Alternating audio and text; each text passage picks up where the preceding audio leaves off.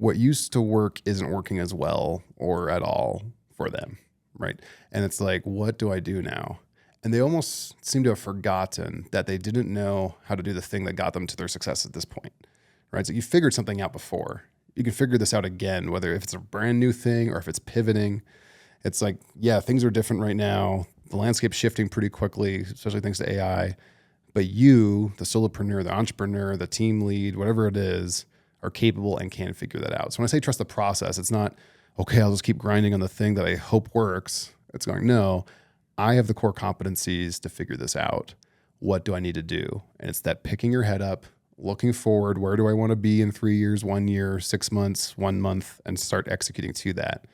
Where I see people struggling right now is they're trying to do 15 different things in a day to get something working versus really prioritizing, going, no, this is the thing I really have to focus on until I can figure out that problem and then move to the next thing, and evaluating that almost to-do list on a very regular monthly cadence to make sure priorities are not getting buried in what feel like fires, but are just sucking you away from the actual issue that's going to help you get out of this in 6 months, 3 months, 1 month. You don't really know what that time frame is, but the faster you start executing cleanly towards it, the faster you'll get out of it.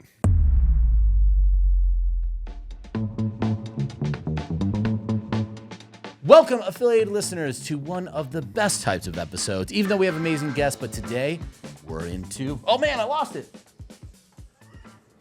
Pillow talk time. Yes, so that means we are joined by not a guest today, but it is going to be Thomas and myself talking together about the subjects that you need to know and want to know about, or really just what we want to talk about. So before we jump in it, we'll actually tell you what the subject is today, and it's one of the biggest questions and biggest comments I'd say came out of Platinum Summit, but not just Platinum Summit. I think it's the main conversation we've been having for probably the last at least 90 days, if not longer, but definitely picked up. I'd say it's the 2025 question of the year. Yes, the question of the year. So the question of the year is, WTF now, right? What do I do now? What the crap am I going to do now when things feel like they're rough? How do I pivot? Do I just pull my hair out? Should I become a bartender? So the answer is no, and we're going to tell you exactly what you should be doing to make sure that this moment doesn't become defining in terms of misery, but defining in terms of accomplishment and success for you. So I keep wanting to say a swear word, but don't WTF anymore. Instead, get the answers you need. So that was probably the rockiest intro I've had in a while. I don't know why I screwed that. So We haven't done this in a while, pal. I know. It's been a while, and it shows. Yeah. So, Dylan, I'm glad you won't edit any of that, so it'll just be awkward and gross. Anyway, Thomas, with that, let's have you be much smoother than me. Why don't you tell us what we have today? Because we actually have a duo of things to try. A dynamic duo. Yeah. Because I think we're going to get a little spicy on this podcast. So Also, Dylan, is there any way you're able to show Thomas's desk for a second, just what's in front of him? Because I just want people to know this is kind of what Thomas's sitting desk situation looks like all the time. Close. It's organized, it's but it's, well, I was going to say, but it's robust of things. And yes. I really enjoy that. I really enjoy it. Cheese stick, no. Anyway, all right. So tell us more about what you have for us, Thomas. Well, we were in Affiliate World Europe, 2 months ago now? I don't know when that was. And afterwards, we hopped over to our friends in Budapest. Or no, that was where Affiliate World Europe was. We went to Bucharest in Romania. I love that those are so defined different names. Yes. Yeah. It's like, Never which one confuse came them. first? We did figure that out. But our good friend Adi over there, he likes to give us all kinds of fun things that he makes at home. And so he gave us some sour cherry palinka. Hell yeah. And we've got those in our little cups here. Ooh. And I didn't realize this, but he makes hot sauce. He gave us some. It's in a Frank's Red Hot. It's not Frank's Red Hot. It's going to be a Frank's extra hot.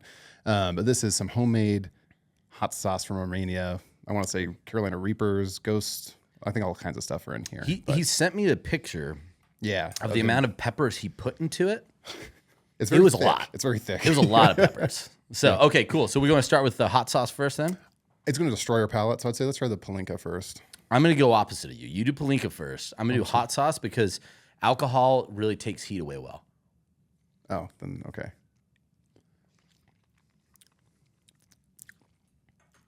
This is the fun part of the podcast. It's very tomatoey.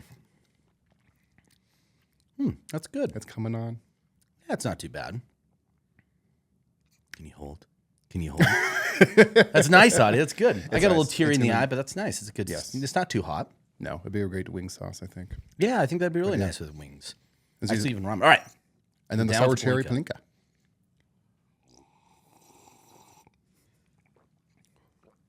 I probably should have sipped that. I like you shot it. I just drank it normally. Yeah. Oh my gosh. This is good. That tastes like Welch's grape juice. Almost better. Yeah. Like that's really, really good. Yeah, it's sweet. It's almost like a dessert wine that will get you wrecked. No, Well, thank you, Audie. Cheers, Palinka is man. more like a brandy in terms of Yeah. APV. So it's like what? Like you're getting like maybe 18% on that? Yeah, but Audie made it, so That's true. That's true. It could be a bit higher. It could be a bit higher. We'll see here in a couple of minutes how we're doing.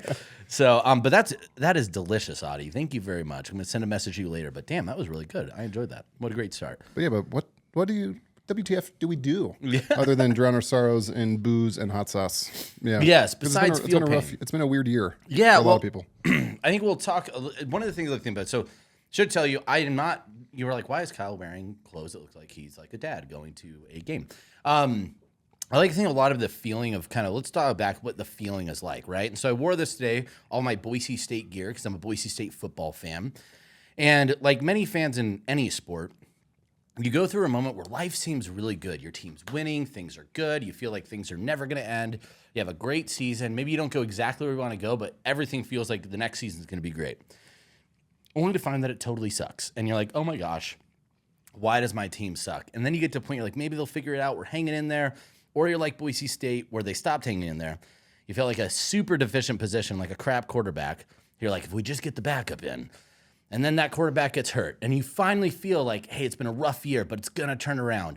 Only to find that the final straw is not a good one. And it breaks immediately in one of the worst quarterback displays I've ever seen of our backup quarterback. So, like many of us, I am representative in my sports feelings. How many people are in their business feelings, which is, why do I even like sports anymore? Like, why do I do this to myself? Well, I feel like I have no hope, no frustrations. I can't change anything. And I hate the one thing I love because it's miserable to watch and it sucks so bad, right? We've all been there. We've all been in that miserable state. So what do you do? What do you do next? In your time with sports, what do you do when you just hate your team that you've I loved just follow forever? a good team. You just follow a good team. So, that's one of the responses. You know, Do you hey. throw it away and say, I just want to love sports, so I'm going to go follow someone honestly, else? what you do is you trust the process. You trust the Right? process. Yeah, trust the process. I don't know Yeah. if 76ers fans feel that good about that, given what that process has been for so long. But Well, I mean, I think sports is a lot of analogies to business, right? From Yeah. the head office on down to Yep. how you build a team and build a franchise and all of that sort of stuff.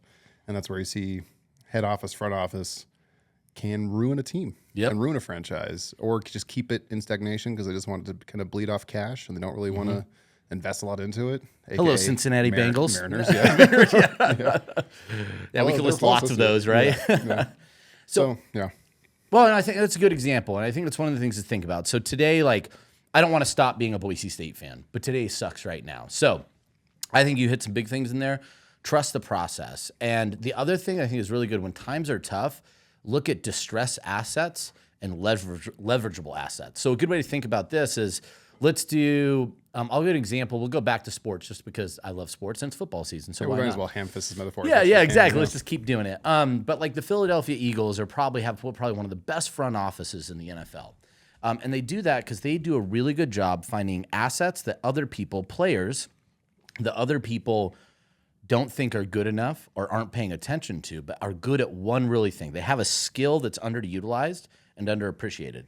They get them at a discount, plug them into a team, and get substantially better at lower cost. And so what I think higher about, ROI, if you yes, will. higher ROI. So I think lots of times when you're feeling like, oh my gosh, my team sucks, my business sucks, in this economy, everything sucks. It's easy to get really hopeless, but instead you should say the process, and one of the biggest things of the process is trust what got you there, and we'll circle back to that. Most importantly, the first thing I'd start looking for and have my eye on to is distressed assets, particularly if you're in a situation where it's not just you struggling, everyone's struggling, but somebody isn't, and somebody is not paying attention to that, or there's something that's performing even in your own business that's doing really, really well, and you're probably not paying attention to it. And it could even be an employee. So I'd be very hyper-focused on distressed assets as well, which we should talk about. What do you think that would mean? What are some distressed assets that you've seen maybe in the marketing world? And maybe specifically for like affiliates. Let's think about this like affiliates and traffic. Yeah. So I think people have built their businesses on the affiliate side, a lot on Meta and Google, right? Meta, Facebook traffic, Instagram, whatever, YouTube ads. Scale big, scale hard with supplements. Things have been really good for a while. Been getting solid ROIs there. And this year things have changed, right? Google, YouTube have kicked off a lot of people because of compliance reasons. CPMs have gone drastically up across both. We could point to a number of reasons why that might be. But if we see where affiliates are winning, because plenty of affiliates are, Meta is still great. YouTube's still good if you know how to run on there. But we're seeing affiliates try out and pivot to some underserved traffic sources. Things like Newsbreak, which has grown tremendously this last 2 years. Things like Snapchat, which has been around forever, but people kind of forgot about it after the rise of Instagram. Things like Rumble, right? When the freedom of speech YouTube competitor. And even like AdsKeeper, more niche native traffic sources compared to the Taboos or MGIDs, things like that. What we're seeing, especially those first three I mentioned, which are more video friendly, is people can take the creatives that were winning on Meta or YouTube and just put them over there, right? And probably get some decent ad credits to spend to test, get some good account support to help with that they don't get on the giant networks. And are you going to scale to multiple six figures a day on those? No. But can you get each one of those to 10 to 20 or more K a day on campaigns? Yeah. And make up a decent baseline back? 100%. That's what we're seeing some good affiliates win at, is kind of pivot to these other traffic sources that aren't as competitive. They're getting more competitive, right? But they're easier on compliance. The creatives that used to win on these big traffic sources still win over on those, and they can not have to rebuild the model. They can just pivot what was working to a up and coming traffic source. Yeah. Yeah. I think when we didn't, oh man, now where'd that come from? There's the heat. Sorry. All your audio nerds are like, that sucked. So apologies there. Damn, I even forgot my points. Going back, I love that because I think that's a distressed asset, and a way to think about it, underutilized asset with very low lift, right? Don't do anything that, I have more water here too. So. Who's making fun of all my liquids now? Yeah, exactly.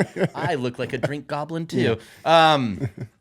But as I make more audio faux pas, should I just start like clicking and anyway, so it's just going off the rail. This is not a good day for me. I don't know what happened. Obviously wearing my failing football team's like clothes decided to go into the performance. I'm really sucking it up. This is bad. Anyway, what was I even asking? I have no idea. I don't either. No. So it's a distressed asset. So it's easy to transfer over. And I think those are really good because it's not a new strategy. The learnings don't necessarily have to be as great. You're obviously going to have some awkwardness, some changing in the platforms, but your marketing doesn't have to. And I think like another good example too is potentially going abroad sometimes, right? So we've seen some people, and you have to be careful with what markets that is, but what if you even took an offer to where are some CPMs lower? Where is there less saturation of this type of marketing? We've seen it with German markets, which did recently thought, I've been told the CPMs were lower. I just got told somebody that said it's not the CPMs are lower, but conversions are higher because they don't see any of this, and competition is less. Yeah. So it's not necessarily per capita, but you have less people competing on that stuff. So it could be really good. So that's an example. I didn't say like, what are other international markets that people aren't advertising to? Where are other places you could go? And this is great when you look at digital, because now you could expand some of those areas and some of your tactics into places that might seem, like you said, because you're less geo-constrained on shipping. Right? Yeah, exactly. And I think other things too that we see is, one of the underserved parts of the market sometime right now in a lot of the VSL space or direct response space is economy offers. Things that fit for lower price points. We've seen low price points seem what the heck's an economy offer? Yeah, sorry. In this economy, an economy offer means lower prices, right? So, but I think something that's value oriented, lower entry point. We had Moves Method that when they dropped from 67 to 27, increased their conversions by 40%. So did their EPC climb then? Their EPC I think stayed static, but they got a lot more conversions from it. And they were doing it for leads. Ultimately, they got so many leads they had to stop working with affiliates because they couldn't handle other leads. But that was really, really significant for me. Hey, that lower entry point really makes a lot of sense. So I think there's just areas to kind of look for those different opportunities, whether it's a different area. Now, could there be any other kind of the distressed assets you'd look for, not necessarily externally, but maybe internally? What are some ones you'd think about maybe in your operations or other things that you could be doing that you're like, hey, this is a creative way. Yeah. So, I mean, everyone talks about AI all the time ad nauseum now, which is fun, and we're going to do it again. But a lot of people look to AI. AI? It's infectious. What has happened in the room? Yeah. It's the hot sauce. The hot sauce. We're all internally dying trying to hold it together. Right, but they look at AI as the villain a lot this year, right? With the deep fakes that rolled out, all that sort of stuff. Like they blame that for the rising CPMs. Sure, that probably didn't help, but there's a lot more reasons why CPMs have been increasing outside of that. I think GLP-1 telehealth is a major contributor there, right? Well, hey, and listen, Fortune 500 companies, 78% of their media budget goes towards the internet versus traditional media. For Hims alone spent almost $700 million last year. Yeah. Right? And that's just one of those companies. So it's like, you're competing with major spend across. And when do they exit most of their budget? Q4. Yeah. And it's oh, well, they're not selling supplements. No, but they're targeting the same buyer as a supplement. Yep. So, yeah. CPMs are going to go with way up. Pharmaceutical efficacy. So what was that? We heard that like customer acquisition costs for those are north of $500, right? Sometimes close to $1,000. Yeah. I'm not on a like day zero AOV of like $150 to $200. Well, are you aware do you know the average AOV of a peptide buyer, which would be kind of the GLP-1s a lot of it telemedicine focuses on? $250 to $500 a month. Right. On average, right? Yeah. So $500 acquisition stick rate's so cost. high. Yeah. Compared to supplements, which I like a 1.5 month stick rate. So you're giving someone like a 6+ month stick rate on a much higher multiplier. Yep. On the stick, and it's like, it's very hard to compete with that. Yeah, exactly. So it changes, right? What we were talking before, these came in. That you're competing against a very challenging thing. So maybe you start running those offers. They have some great affiliate programs if you want to. That's always an avenue. I probably shouldn't say this, as that would mean you're not running ClickBank offers. But well, no, I mean I'm not doing well today. So, or I think the other thing is it just means how do you adjust your marketing and the other offers that telemedicine is not doing. Yeah, I'll say we're looking at onboarding some telemedicine stuff right now, right? Cool. So it's like, depending on when we announce this or launch this podcast, maybe I shouldn't say it right now, but we're exploring it, right? Because it's like, what can we do there? The tough part is the economics of scale there do get weird because, okay, how much do you pay an affiliate on rev share or a fixed CPA if your cost to acquire is that high, right? So there's definitely a barrier to entry in that space from I want to bring this to market point of view. And there's so many changes to regulatory stuff. And if someone caps prices, how does that work? So things get weird there quickly. But we are exploring it because it is one of the burgeoning places on the internet to where traffic's going. But outside of that, right, it's like I kind of think of where the underserved assets, and it's almost going back to like the sports metaphor a little bit. It's you can keep doing what you're doing and trust the process to a point. Because if you're just getting beat, why are you getting beat?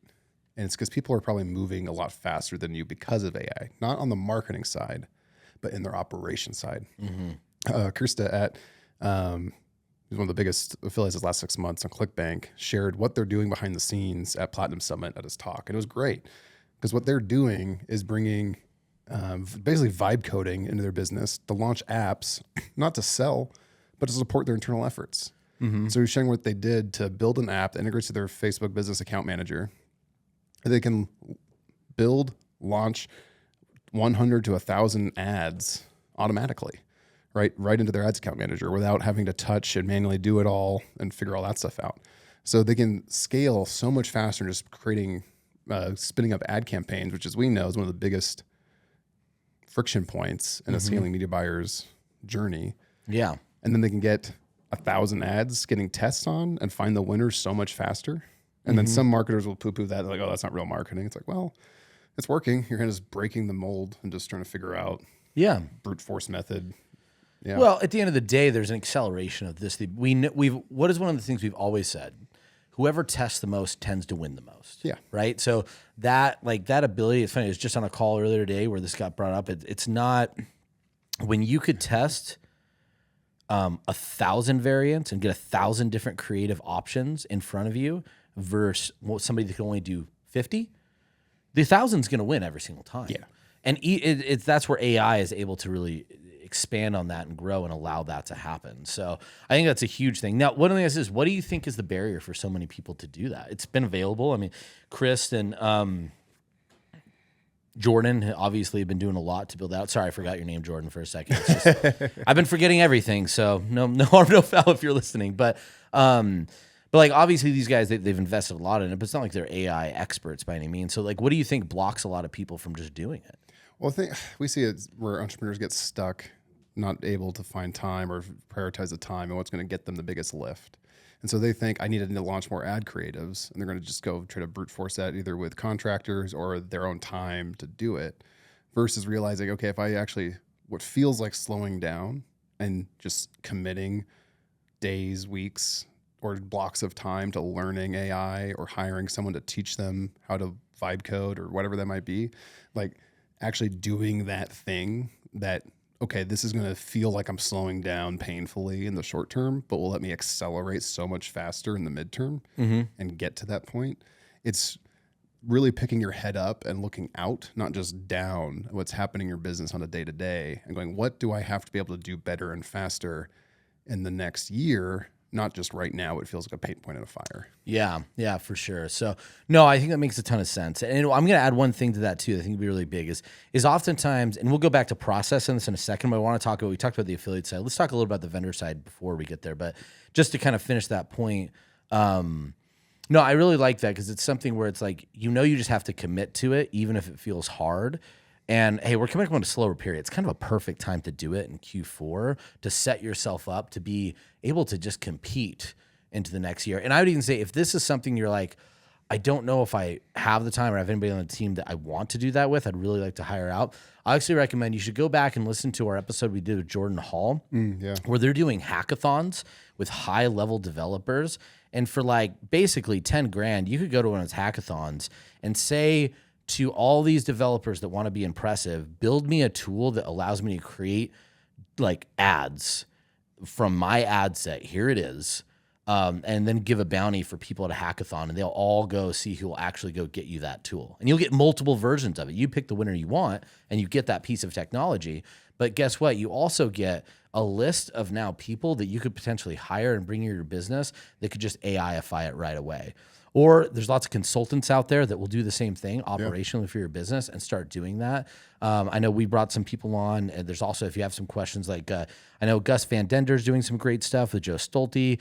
There's lots of folks out there that come into your business and just say, let me AIify it for you. Instead of having be very, very like, here's a software. And we have all these AI softwares that feel like they don't do anything. It'd be easier just to customize it for every person. So I think that's something to look into. And like I said, definitely check out that Jordan Hill. Jordan Hall, Jordan Hill. We're one letter away. So It's Diamond Hill. Yeah. Yeah. But no, anyway, that's definitely something that I would strongly look into to accelerate that. And let's go back to the vendor side. So I think a couple of things are different. You're totally right in terms of like traffic sources for affiliates is a good route to go. But I think it does change a little bit, and there's actually more potentially depressed assets that you could be using externally and internally in your business. So one, traffic is a big one, and this is going to be the offer owner side, but this could also be for affiliates. So this is anybody out here. I think one distressed asset that we haven't talked about yet in the form of traffic doesn't exist, right? But it does. And what I mean by that is if you were able to create networks of influencers that operate on a performance basis, you could do something really, really special, whether that's on a PR style way where you just get all these influencers and say, hey, I'd like to monetize you on a commissional basis and we'll split the revenue. Or if you use AI and vibe coding, you build an actual marketplace where people, it's like we could basically get influencers and access to influencers on scale on a performance basis.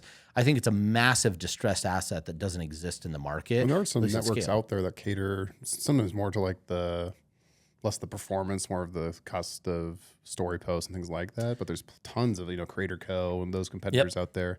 So you can start the process that way. Because like, that sounds like a lot. How to even get going. Yeah.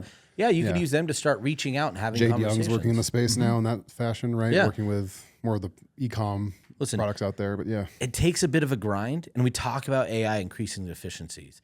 The biggest barrier to entry to influencers is 100% been the grind of going out and finding these influencers that'll do it on a performance basis. It just takes a lot of work. Yeah. But guess what AI does? It allows you to do good work faster and be super productive. So as we go about that, I think that's another distressed asset.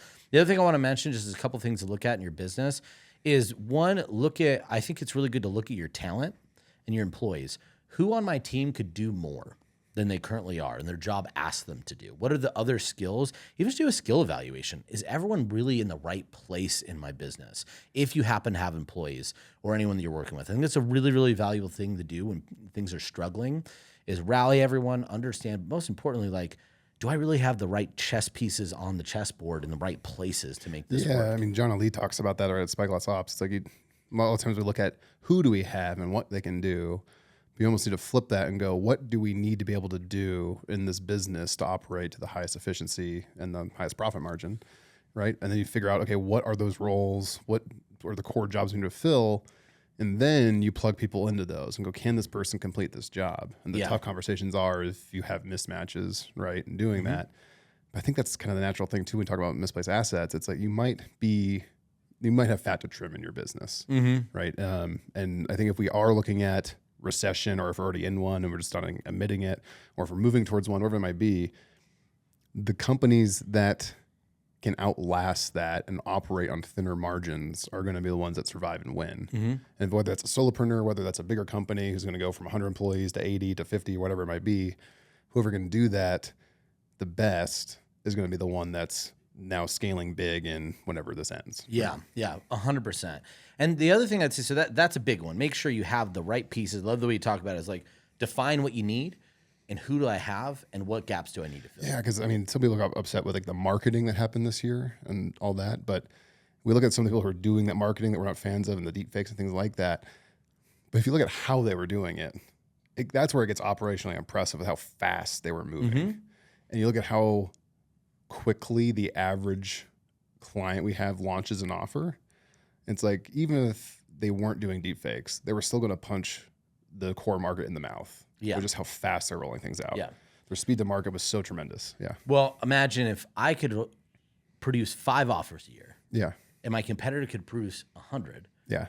Who do you think is most likely to win? The person who produces 100. Even if not most of those, 80 of those offers could be crap. Yeah. But guess what? 20 could be good. And that means they still, like, you probably didn't make 10 amazing offers. So that ratio already becomes really bad. So you're right. The operational efficiencies make a big difference. There's going to be, I think there's a couple other things to do, but the other one I'd really look, I'm going to have 2 others. The other one I'd look at as a distressed asset within your own business is what processes and unique things about your business, tools, resources, whatever it might be, strategies even, can you turn into an SOP and license and sell to other people? Oh, what do you mean by that? So like, what would be a hypothetical example? Yeah, of that? I'll give you an example. Like, there's probably stuff in your business. You most likely have a templatized warm-up email sequence, right? And you're like, this isn't that valuable. So we use it. I've built it. I know it works. Test about a ton of offers. What if you took that, you templatized it? You probably already have it templatized. And what you did is you licensed that to other people. You went to you can even go, here's the other thing. You don't have to go to other online businesses. You know who doesn't do anything? More like a B2B. Yeah, you know who doesn't do anything and welcome sequences of emails? Pretty much every local business in your area.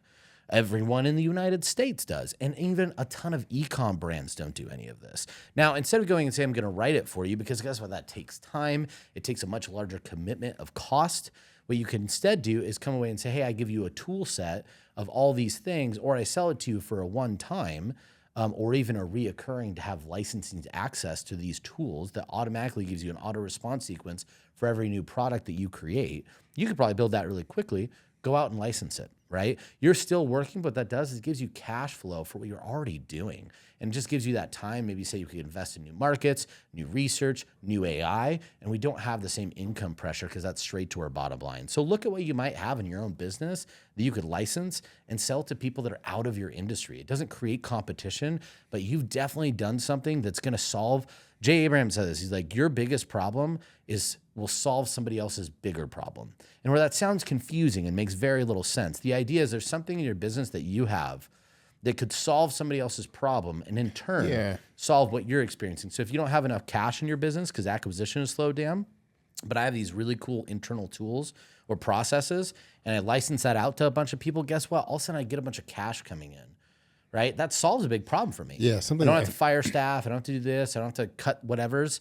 And now I could ride through this time with the same process that I had before. Yeah, at first I was resistant to what you're saying because I was like, this feels very like, I always like to like, how do you stack the flywheel, right? And make sure things are in alignment, moving towards your clear goal. And that felt very like another thing to go chase. But what clicked for me when you were talking was like, okay, this seems like a partnership play, right? Where it's like, what are things you're doing that you can almost JV, go help other businesses like yours or colleagues in the space, go find money in their business they're not doing. And you win when they win with rev share or partnership deals or licensing, right? Whatever that might be. And that can be really intriguing, right? Because you're probably doing something better than they are and vice versa. And how can you each rise the tide? Yeah, exactly. It's just like if you're looking right now, what's something in my business that's performing super well or does really well, it's a system that could help others. That could be literally just a lifesaver in your business. It might not be a new business, right? But if you could do it right now to bridge the gap, that could be incredibly beneficial. One last thing I was to say, just kind of build on that. You also should be valuing the ROAS and the real ROI on all of your actual products and campaigns. You might find that you're selling something that's losing you money. And so you can do a full LTV evaluation of actual ROI on the products you sell. This has been accelerating every year, and this year seemed to hit ahead for some people. But it's like I just need to pay as high of a CPA as possible. Because a lot of people are trying to chase CPAs they can't afford to pay. Yeah. And they get way over their skis really quickly, and the cash flow gets super wonky really fast. It's like, whoa. So that is a big one, right? Where they don't know their numbers. I mean, Tyler Ryan, ltvnumbers.com, would highly recommend checking them out if you have no idea what can you actually afford to spend to acquire a customer, whether it's day 0 or what are you recouping on day 30 or day 60, right? Where can you actually play? And a lot of people think they have more room than they do. Yeah. So I know I said I was going to give one more, but I want to give 2 more because these are exciting things. Just I think if you want to look at distressed assets or different ways to just take that, and then we're going to go into process after that. But I think 1, 2 is I would look at owning your back end, like what pieces of your back end you own. And what I mean by that is I think a lot of our offer owners, their primary form of monetization is their email list. Yeah. I just want to continue. I want to own that customer list, and I want to continue to send other third-party offers, maybe some of my own for testing, but other third-party offers to build that. What have we heard a lot lately about email, particularly affiliate third-party emails? It's dead. It's dead. It's all and right. Now to some points, we always roll our eyes that X thing is dead. But email's kind of dead. I'll say the way people have been emailing for the last 7 years plus is not working. Yeah. So that's what I mean about owning more of the back end. Now, affiliate stuff should always still be there. And we won't go into the nuance. That could be a different podcast. But what I think was really interesting is I know there's other brands out there what they've started doing is, we think about ship offers being really great for creating a lot of these ship on demand supplements that we can make new products for.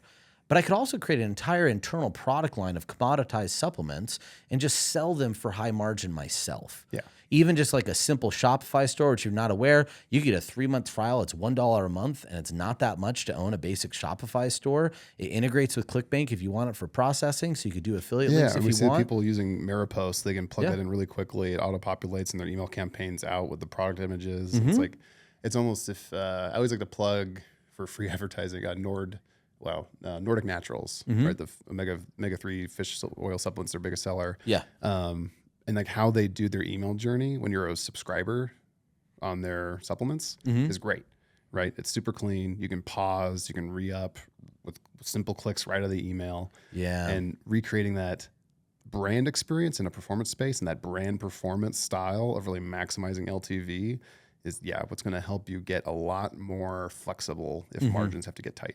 Yeah, and bring back that email. So then when you do send a third party, which does start to reduce how often you do that in email, it makes an impact. And you spend the time customizing the swipe. You might even create an interstitial page or a custom domain for them so everything looks very, very curated on your list, right? We almost want to look and behave like the top quality email list you could imagine that would never touch third party, and they just treat them all like little babies. And we should roll our eyes at those people. And now it's like, oh, maybe they had a point.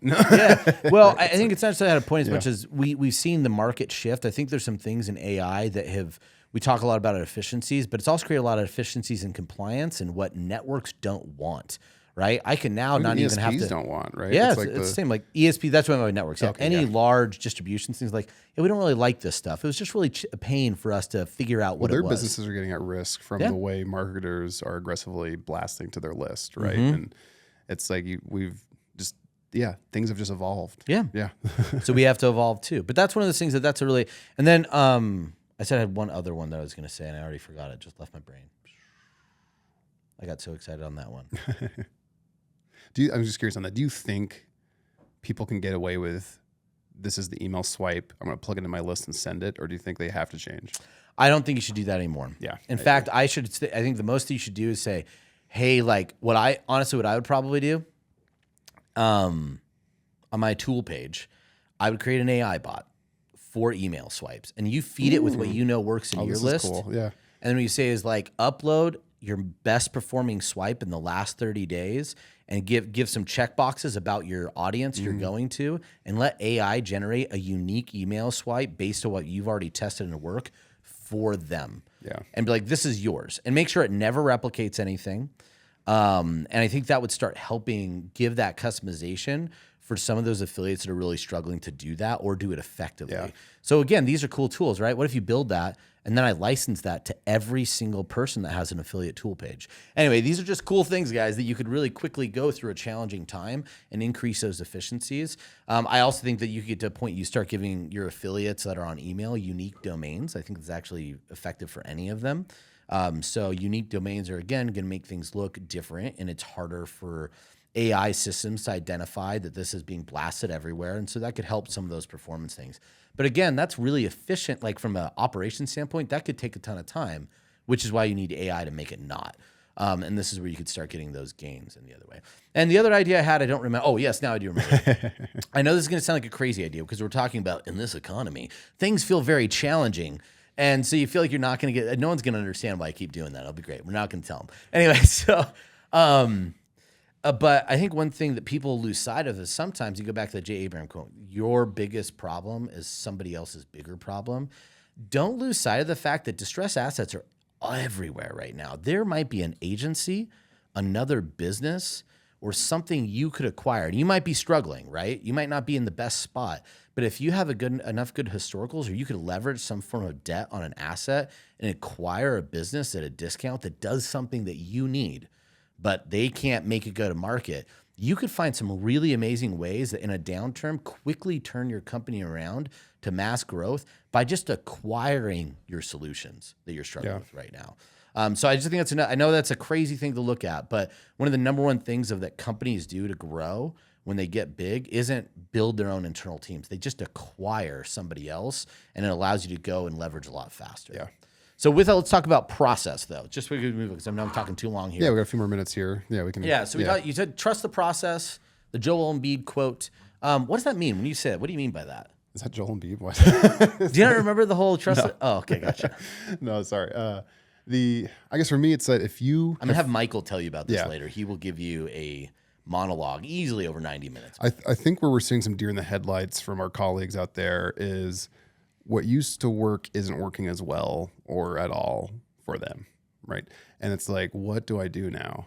And they almost seem to have forgotten that they didn't know how to do the thing that got them to their success at this point, right? So you figured something out before. You can figure this out again, whether if it's a brand new thing or if it's pivoting. It's like, yeah, things are different right now. The landscape's shifting pretty quickly, especially thanks to AI.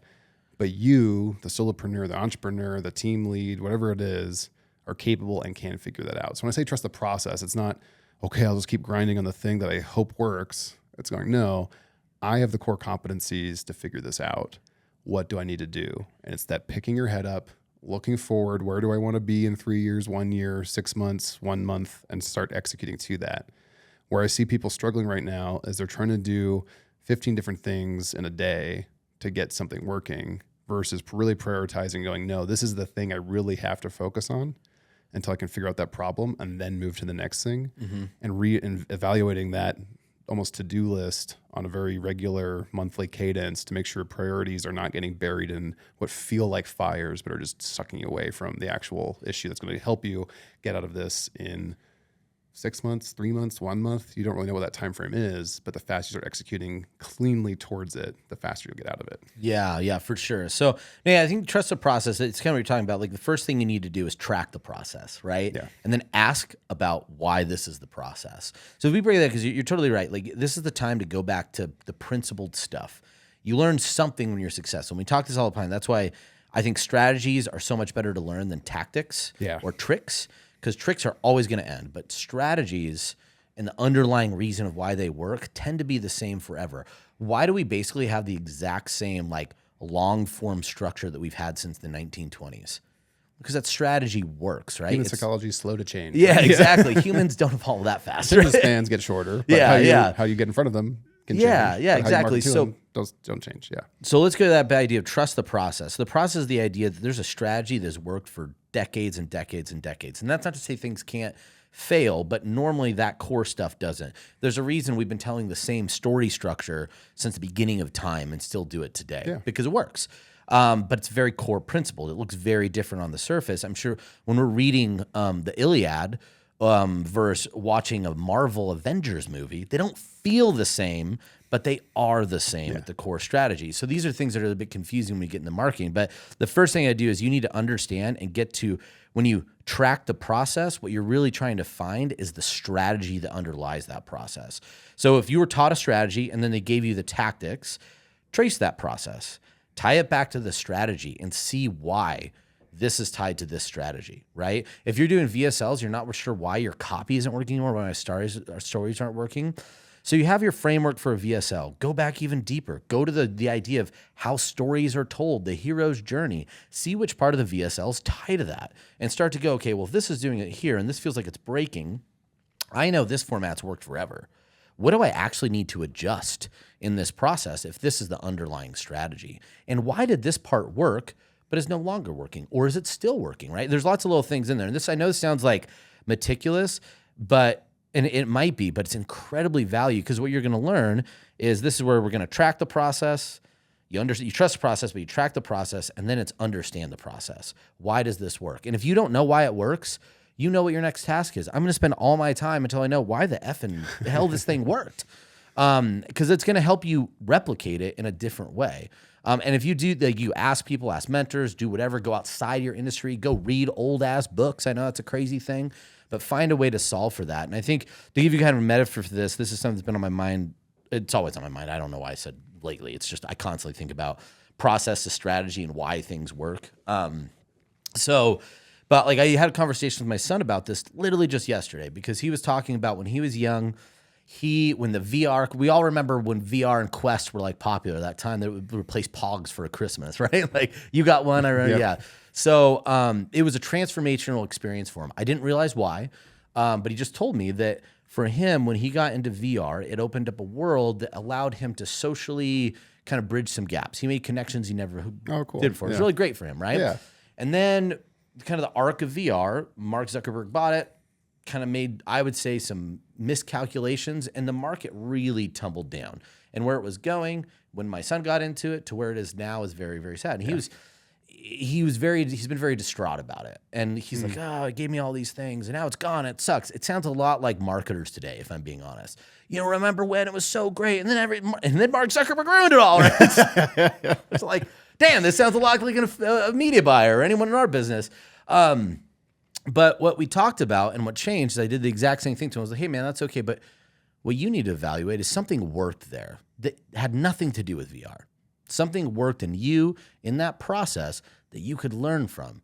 So strip that away, and I want you to go back, and I want you to start evaluating what did you see in that process? What did you notice in those interactions? And write it down, and then draw it, and try and figure it out. So when we go, because right now he's going through this phase of wanting to go into new friend groups, and he's in high school and all that stuff. Yeah. And he's like, how do I talk in real life? So it's like we pull from an area that we've seen success, we plot it, we tie it back to a strategy, and then we put it into a new process or into where we're struggling. And that's, I think, one of the best ways that you could find success. So when people say trust the process, make sure you're also track the process, understand the process, and then redefine it. And I think you'll see that you start seeing a lot of changes in your business. Yeah. 100% agree. You talk a lot about the copy there, but it works with, we hear how you're doing on calls all the time, do a client calls all the time. It's like, hey, my problem, they think their problem's X. I need more affiliates. I need more traffic. Cool. Why aren't you getting more affiliates and traffic right now? Mm-hmm. Well, because like, no, they won't get back to me. They won't test. So I can't get more. It's like, why aren't they testing? It's like, well, my offer's too new. Okay, well, why is it, like, why don't you have traffic on it? Because affiliates won't test it. It's like, well, okay, have you run your own traffic at it? No, because I don't know how. It's like, well, why don't you know how? Right?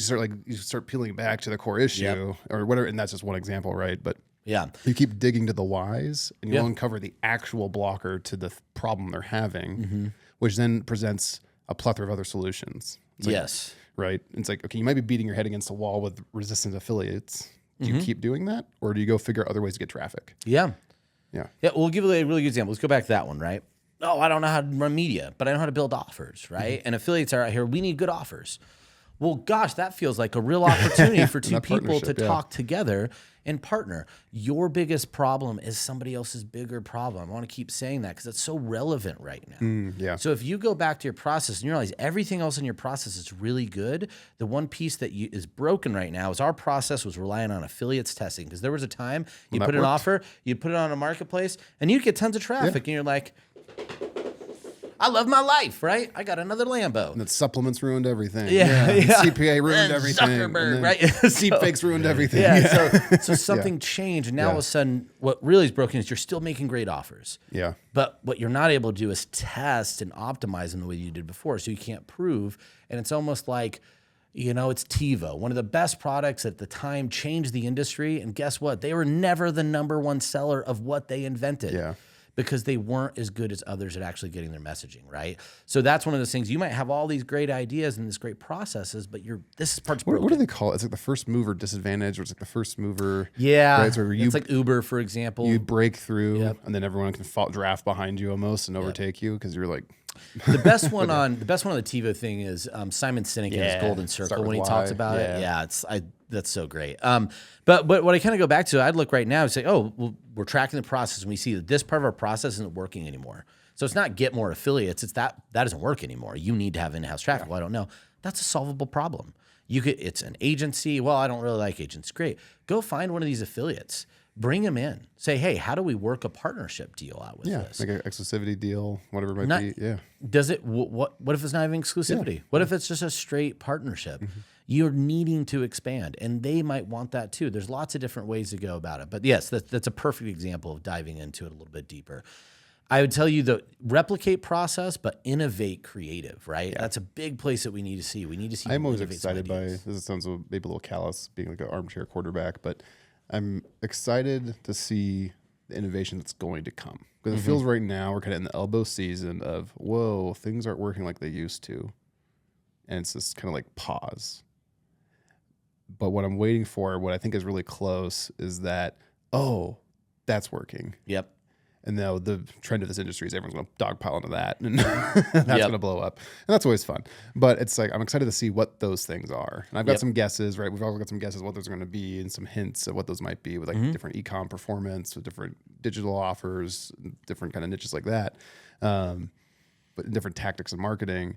But it's like, okay, you can see the glimmers of the people trying new things or trying the old things that used to work. They're working again. It's like, okay, this is going to get fun. Yeah, for sure. I mean, honestly, I've even seen some tests that have been coming from one of my clients just recently. I'm like, woo, I haven't seen numbers like that on a product like that in a long time. And I say that vaguely for good reason. The concealed carry offers, right? Yeah. They're blowing up right now. Yeah. It's like, So there's lots. It's not to say that, remember, it's like people are the same, right? So when people are like, direct response marketing is dead. No, it's not. It's not. It has not been dead for over 100 years, and it won't die, because human behavior is going to stay the same. What is dead will never die. Yeah, but it'll look different. So just remember that. You could be a part of the new look if you understand why it worked in the first place and innovate strategically and do some of these things we talked about. So, or all of them. No, don't do all of them. Do one of them. Figure out your thing and do one. One thing at a time. Yeah. Well, Kyle, this has been fun, man. I miss our pillow talks. Yeah, I do. It's been a while. It's been a while. So, well, I think before we leave, guys, we should do one more really important question, which is, this is going to release probably around, Dylan, December, I'd imagine? Monday, in a few days. Oh, okay, never mind. Well, that's not December at all. That's literally just a couple days ago. So, but we are entering the holiday seasons. And so Black Friday sales already started. So for marketers, holiday season's here. Yeah. So what I want to ask you, Thomas, is we have a lot of dedicated listeners that always think, I just love Thomas so much. I know. What is the one thing this Christmas that if it could end up in your stocking, underneath your tree, or it could be delivered during Hanukkah, whatever you celebrate, if it could come through the harvest of Kwanzaa, or just coldly in an Amazon box in your atheist way, whatever it might be, whatever it is, What is it? What is it you want this year? You know, What I'm do in the you- fortunate position where I don't want for much anymore. So a lot of the wants I have are kind of like little kitchen Boring. things.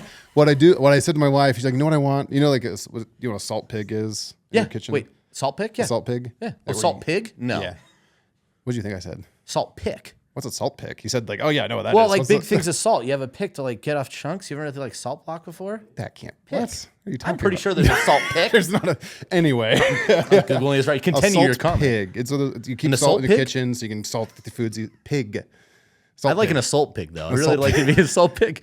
Somebody get Assaulted Thomas an pig. assault pig this year. It's like an armored. Anyway, ass I want a new salt pig because the one I have I can't get my fingers into that well because I got big hands and I got a little salt pig. So I want a different kind of salt pig that I can reach into a bit better and salt my food easier when I'm cooking. Yeah, salt picks. Pig. Yeah, but I have a salt pick. I don't want that. I know, but I found one. All right, salt pig. Or a new watch. Yeah. A salt pig. Awesome. Or an assault pig. I hope everyone gets Thomas an assault pig this year. Whatever that is. Yeah. Whatever So you salt- heard us talk about. Yeah. Beautiful. Well, that's great, guys. And I What do you want? want nothing like Thomas because I'm a minimalist and I'd like to ruin Oh, I'm not a questions minimalist at all. like that. No. I really don't have room for correct. Yeah. I've said it every single Yeah. year, and I'll say it until somebody gives it to me.